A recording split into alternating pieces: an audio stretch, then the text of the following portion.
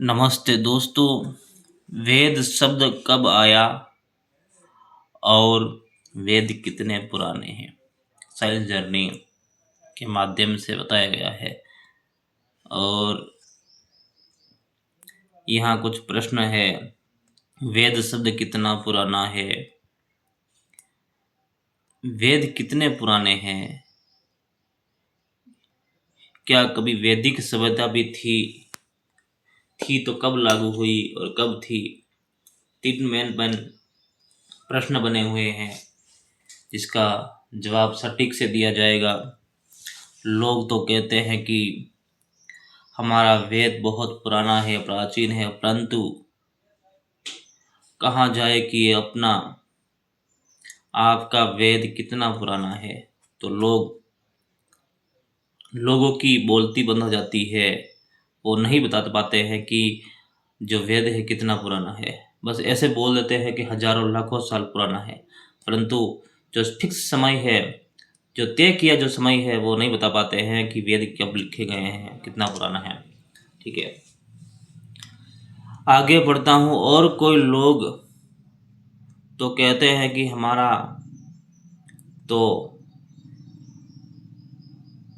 हमारा जो वेद है, उस जो शब्द है वेद शब्द, वो बुद्धिस्ट ग्रंथों में भी लिखा, परंतु ये बात गलत है। उसमें जो वेद शब्द लिखा है वो कुछ किसी और चीज को दर्शाता है।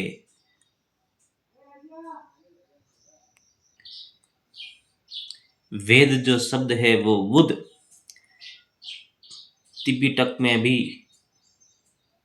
लिखा मिलता है, आप देख लेना। परंतु वो जो वेद शब्द है वो वेद ब्राह्मण एवं आर्य के वो वेद नहीं है। वो किसी और चीज को दर्शाने के लिए या किसी और चीज में काम आने के लिए वेद शब्द का यूज किया गया है। यानी कि जो वेद शब्द है वो जो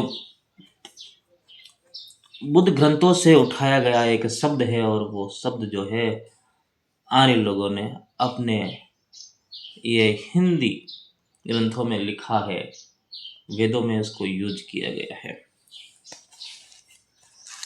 आगे बात करना चाहते हैं। बात यह है कि अगर आपका वेद पुराना है तो फिर ये बुद्ध ग्रंथों में क्या कर रहा है? आप अलग आपका अलग कोई आर्य की किताब जो पुरानी हो और उसमें वेद शब्द लिखा है, ऐसा बता दीजिए। आप लोगों की कोई पुरानी किताब हो, जो कि बुद्ध ग्रंथों से कोई पुरानी किताब अगर हो और उसमें वेद शब्द लिखा है, तो आप बता दीजिए कि ये आपकी पुरानी किताब है और उसमें वेद शब्द लिखा है। सबसे प्रथम जो लिखी गई जो लिखित किताबें हैं, लिखित प्रमाण है, किताबों से पहले जो शिलालेख है, ताम्रपत्र, भोजपत्र है, उस पर तो सिर्फ ये बुद्धों का जो ग्रंथ है, बुद्धों की कुछ बातें हैं वही लिखी गई है। और उसमें भी ये कुछ शब्द आए हैं ऐसे ऐसे जिस शब्दों को उठाया गया है। तो उससे पहले तो कुछ नहीं मिला है भारत में। पहले रिसर्च कर लीजिए, कौन सी भी किताब निकाल लीजिए कि पुरानी कोई किताब हो तो बता दीजिए। और त्रिपिटक में तो पाली भाषा में तो यह वेद शब्द का कर रहा है। अच्छा,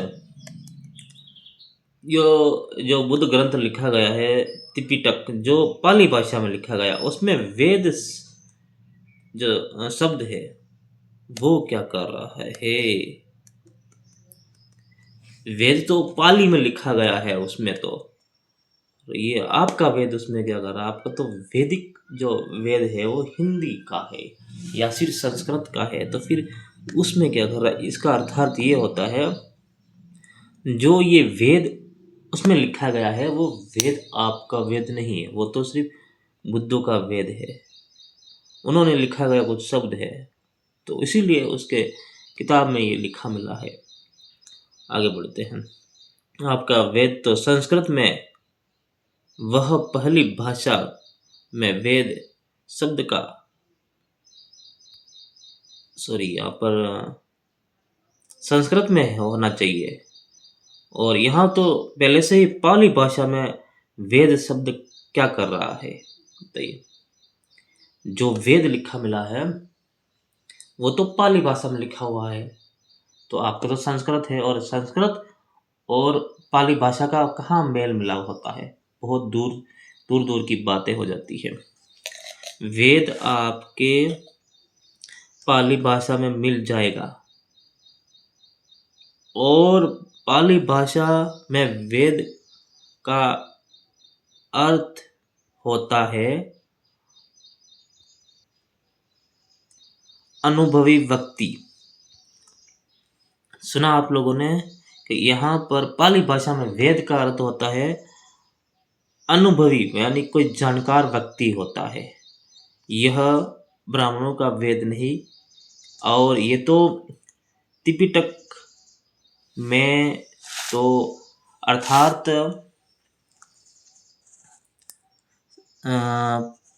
पाली साहित्य प्राकृत के वेद में ब्राह्मणों को कोई प्रमाण नहीं है। अच्छा, इसका अर्थात ये है कि ऐसा कोई प्रमाण नहीं है। ब्राह्मण वेद जो शब्द आया है वो उसका कोई प्रमाण नहीं है कि वो जो है, ये जो पाली जो भाषा है उससे पहले भी जो है वेद शब्द में कहीं मिलता है। और ये जो एक वेद है, त्रिपिटक में जो लिखा हुआ जो वेद शब्द है, ये तो उसका प्रमाण है, और ये जो ब्राह्मण जो कह रहे हैं इसका कोई प्रमाण नहीं मिलता है। अच्छा, सिंधु घाटी को खोज नहीं पाए थे और कहते हैं कि हमारा वेद पुराना है। क्या बोल रहे हो? सिंधु घाटी को खोज नहीं पाए थे और फिर कहते हैं कि हमारा वेद बहुत पुराना है। अगर वेद पुराना होता तो सिंधु घाटी खोजने में इतना विलंब क्यों था? आखिर फिर खोजा क्यों नहीं था? बात तो वहां पर अटक जाती है। आगे बढ़ते हैं। कैसे हो सकता है, कैसे हो सकता है, ये देखो कैसे हो सकता है। जब अलबरूनी भारत आया 11वीं सदी में, तब भी ब्राह्मण वेद नहीं लिखा था। हाँ, क्या बात कर रहे हो? 11वीं सदी में भी वेद का लिखना बंद था, अर्थात कि उस समय भी लोग जो है वेद नहीं समझते थे, वेद नहीं जानते थे, वेदों को नहीं लिखा गया था। अच्छा, आगे ये कोई कहते हैं कि वेद वेद हजारों साल पुराने हैं, तो फिर 11वीं सदी में ये लोग नहीं लिख पाए हैं। इसका अर्थात है हजारों साल पहले जब कोई वेद था तो उसको लोग नहीं लिख पा रहे थे, नहीं इसको समझ पा रहे थे। ऐसा क्यों? जब इनके पूर्वज लिख गए तो इनको समझ में आना चाहिए, लिखना चाहिए। तो उस समय भी ये लोग नहीं लिख पा रहे थे चीज़ों को। अब लोग कहते हैं कि हमारा वेद पुराने हैं, कोई लिखित प्रमाण नहीं थे, तो सिर्फ मौखिक से आगे से बढ़ाते ढोते आए हैं। अच्छा, ये कहते हैं, इनका एक शब्द निकल जाता है कि हम लिखे नहीं हैं तो क्या हुआ, हम मौखिक से बोल बोल कर ये चीज़ों को आगे लिख के आए हैं, आगे बढ़ाते आए हैं। परंतु ऐसा नहीं है। मैं जानता हूँ कि 7वीं सदी से ये लोग प्रयास करते आए हैं। अच्छा, प्रयास मतलब प्रयास कर रहे थे, बोल के या समझ के लिखना चाह रहे थे 7वीं सदी से। कहाँ गया 7वीं सदी? प्रयास करते आए थे कि अब हम क्या करें, हम बुद्ध से कैसे जीते, भारत के लोगों को लोगों से लोगों को कैसे समझाएं? तो भारत के लोगों को गुमराह करने के लिए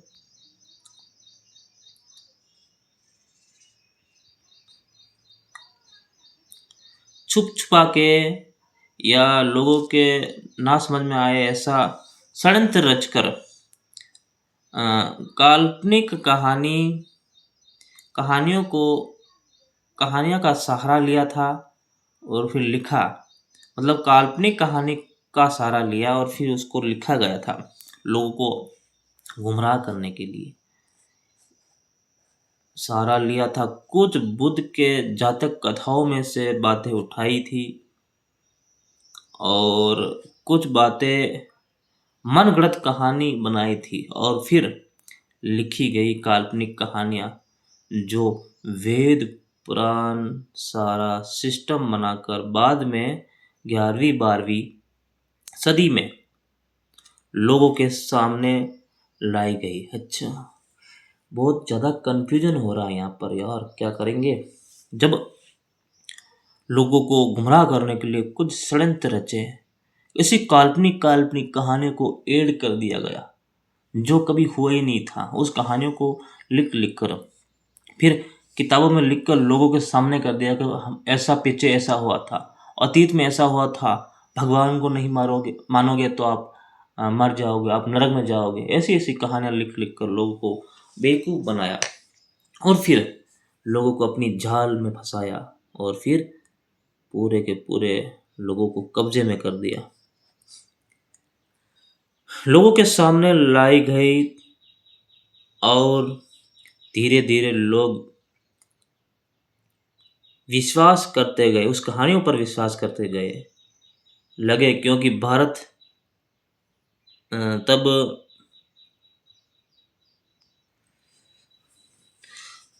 थोड़ा थोड़ा बुद्ध के हाथ में था, थोड़ा थोड़ा। ये 11वीं-12वीं सदी की बात कर रहा हूँ। तब हल्का हल्का बिल्कुल हल्का सा जो है, यानी कि आप लोग सोच सकते हो कि 99% जो है वो ये ब्राह्मणों के हाथ में चला गया था और फिर 1% जो है ये बुद्ध के हाथ में था।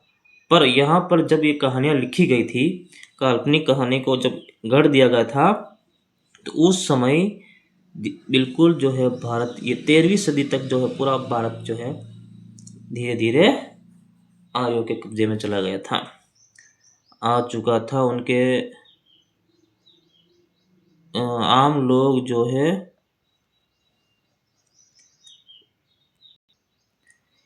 इन ग्रंथों को, जो ग्रंथ लिखे थे उन ग्रंथों को मानना पड़ा और जो लोग नहीं मानते थे उसकी धुलाई होती थी।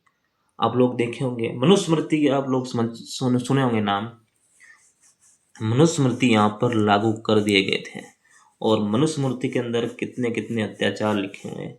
जो लोग नहीं मानते थे उसके ऊपर बहुत धुलाई होती थी।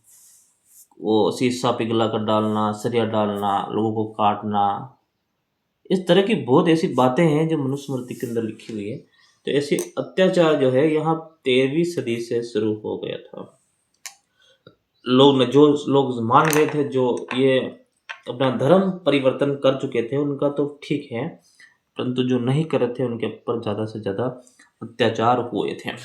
चलो उस बात को आगे बढ़ाते हैं कि आगे में कुछ मिलता है ना, वैदिक मिला है कुछ ना कुछ। तो वैदिक और संस्कृत को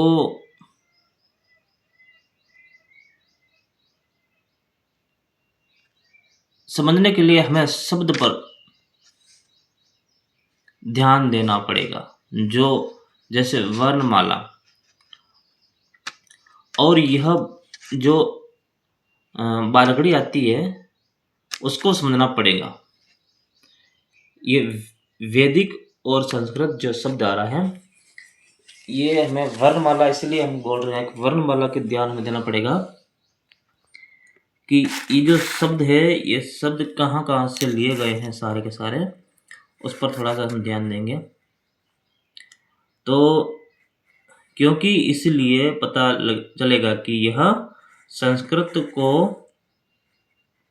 नागरी लिपि कब बनी है। अच्छा, संस्कृत और जो हिंदी लिपि है ये कब बनी है, क्योंकि हमें वर्णमाला से पता चलेगा कि जब वर्णमाला तैयार हुआ होगा तभी जाकर ये शब्द तैयार हुए होंगे।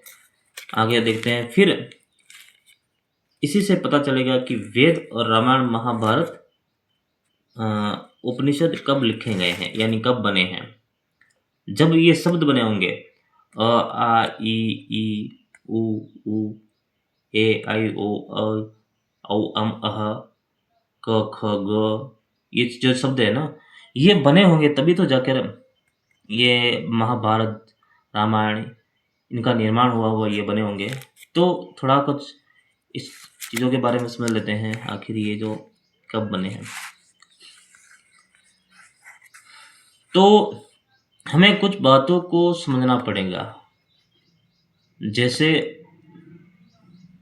आर्य समाजी लोग दयानंद सरस्वती 1875 में आर्य समाज की स्थापना की। आर्य समाज की स्थापना दोस्तों, एक जो आर्य शब्द है ना, ये आर्य जो शब्द है ये 1875 में आया है। इससे पहले जो है कुछ और शब्द था।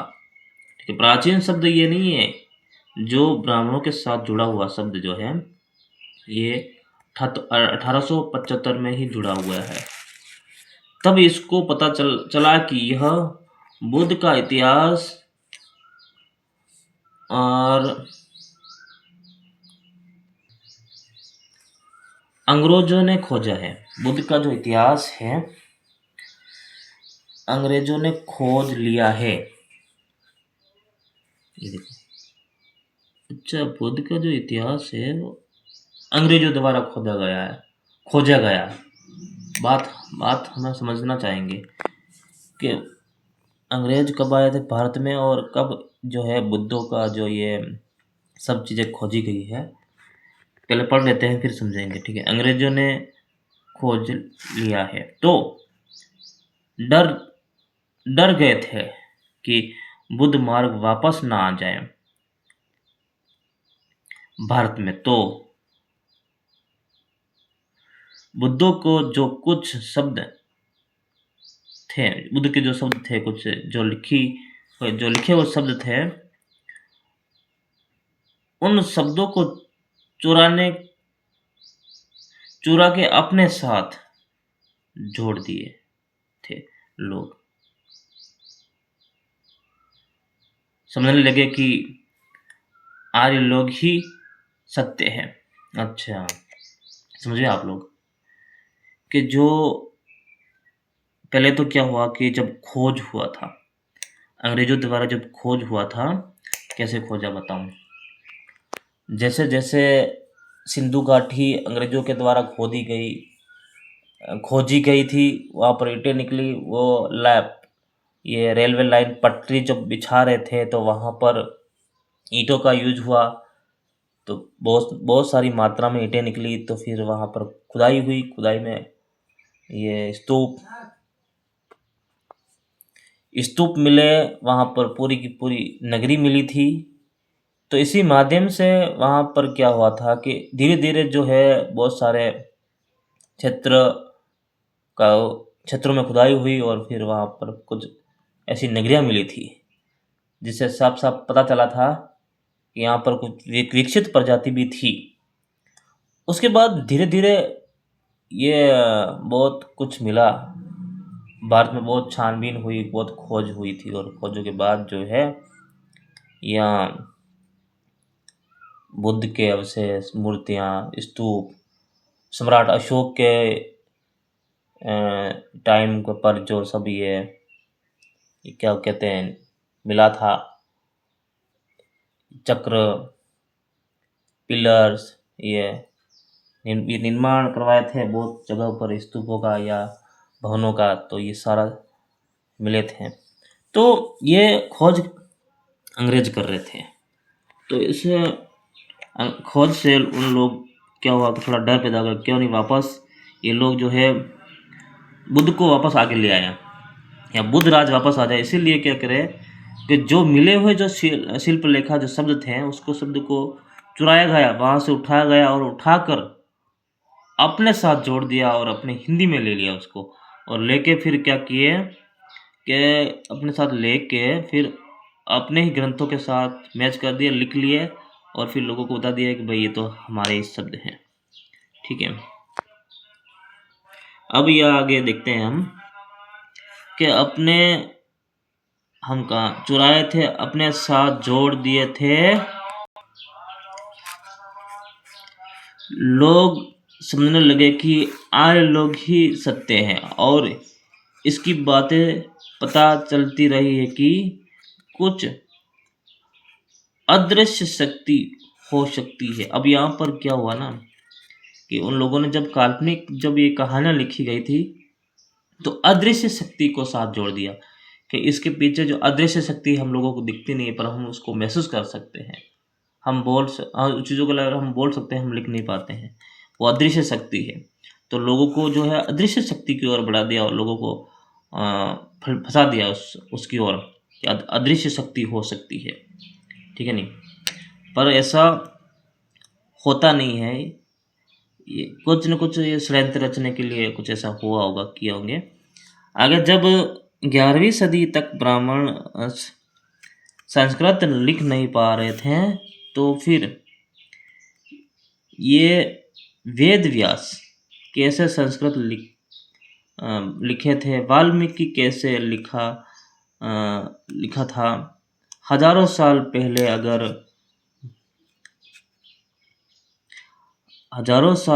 अगर वो लोग संस्कृत लिख रहे थे, तो फिर इनके जो बच्चे हैं वो संस्कृत क्यों नहीं लिख पा रहे थे। ये 11वीं सदी में 13वीं सदी तक के बीच वेद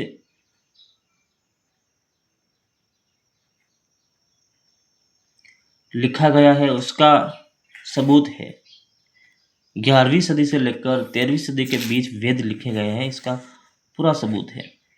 साहित्य सबूत ये देखो,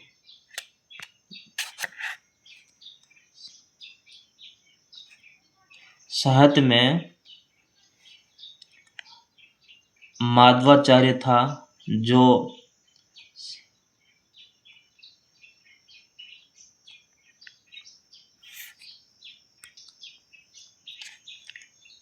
माधवाचार्य स्फोट थे।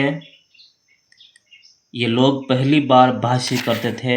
13वीं सदी में वेद का भाष्य किया था इन लोगों ने, मतलब वेद को प्रकाशित किया था, भाष्य करके प्रकाशित किया था, कुछ अनुवाद किए थे। इसको पुराना सबूत है, कहीं पर मिलता है, कहीं नहीं है। साथ देखोगे तो त्रिपिटक में 1 ईसा पूर्व में लिखा गया है, सबूत बनता मतलब। अब यहाँ पर मैं स्पष्ट समझना चाहूँगा कि एक व्यक्ति है, साहित्य में